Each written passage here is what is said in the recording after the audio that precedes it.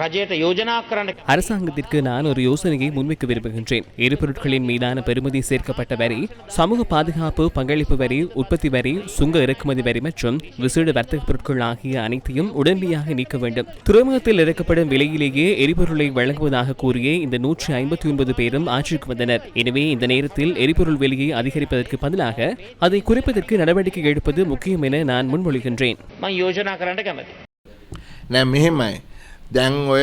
தற்போதைய எரிபொருள் விலையில் சுமார் 118 முதல் 120 ரூபாய் வரை வரி காணப்படுகிறது. இந்த வரி 2 பகுதிகளை கொண்டது. ஒன்று எக்ஸைஸ் வரி, மற்றும் ஒன்று வெட் வரி. எக்ஸைஸ் வரி என்பது ஒரு நிலையான வரியாகும். எரிபொருள் விலை மாறினாலும் அது மாறாது. ஆனால் வெட் வரி 18% இருப்பதால் விலைக்கேற்ப அது மாறுபடும். உதாரணமாக இறக்குமதி விலை 50 ரூபாவால் அதிகரித்தால் மொத்த விலையும் 50 ரூபாவால் அதிகரிக்காது.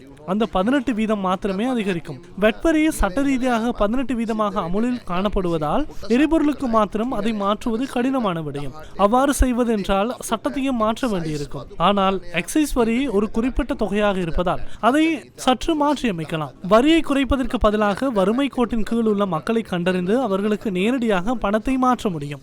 ஏனெனில் வரி குறைக்கப்பட்டால் 2 கார்களை வைத்திருக்கும் எனக்கும் அந்த சலுகை கிடைக்கும். எனக்கு அந்த வரி சலுகை அவசியமில்லை, அது வழங்கப்பட வேண்டியதும் இல்லை. அந்த சலுகை முச்சக்கர வண்டியில் செல்லும் நபரையே சென்றடைய வேண்டும்.